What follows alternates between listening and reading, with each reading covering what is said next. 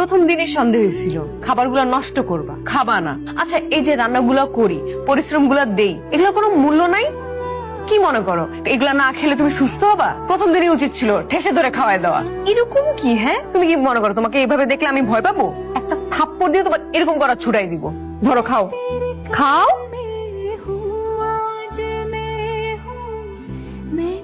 হ্যাঁ বল। চাচা, আমার বোন কান্দতেছে কেন?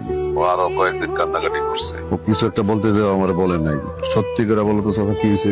বাবা হচ্ছে কি, ওর ইউনিভার্সিটির এক ছেলে, ওই কি আরমান নাকি ছেলেটার নাম, বুঝছিস?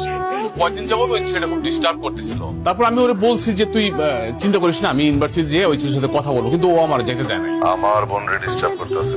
ও জানে না ও কোন পরিবারের মানুষকে ডিস্টার্ব করতেছে। বাবা শোন, একটু শান্ত হ, বুঝছিস? ব্যাপারটা আমি দেখতেছি। আমি আগামীকালই ইউনিভার্সিটিতে যাইয়া টিচারের সাথে কথা বলতেছি, আর ওই ছেলেকে আমি বুঝিয়ে বলবো। তুই এর ভিতরে নাক গলাইস না বাবা।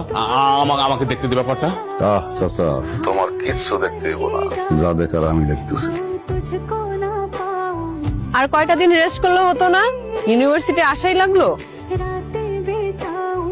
এমন তো না যে খুব পড়াশোনা করো, করো তো জ্ঞানজাম। তো আর কয়টা দিন পরই করতে। আমারও সেটাই মনে হয়েছিল, কয়টা দিন পরে আসি।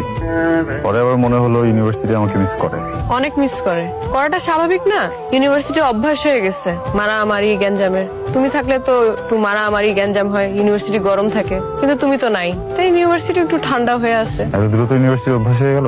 ইউনিভার্সিটি এমনই, সহজে কিছু করে না, কিন্তু যখন করে তখন খুব বাড়াবাড়ি করে ফেলে।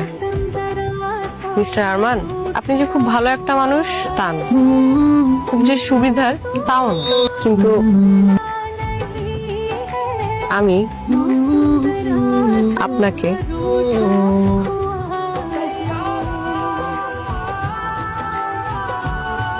ভাইয়া কি করতেছো? ভাইয়া ও কিচ্ছু করে না, ও ভালো একটা ছেলে। ভাইয়া প্লিজ, কি করতেছো?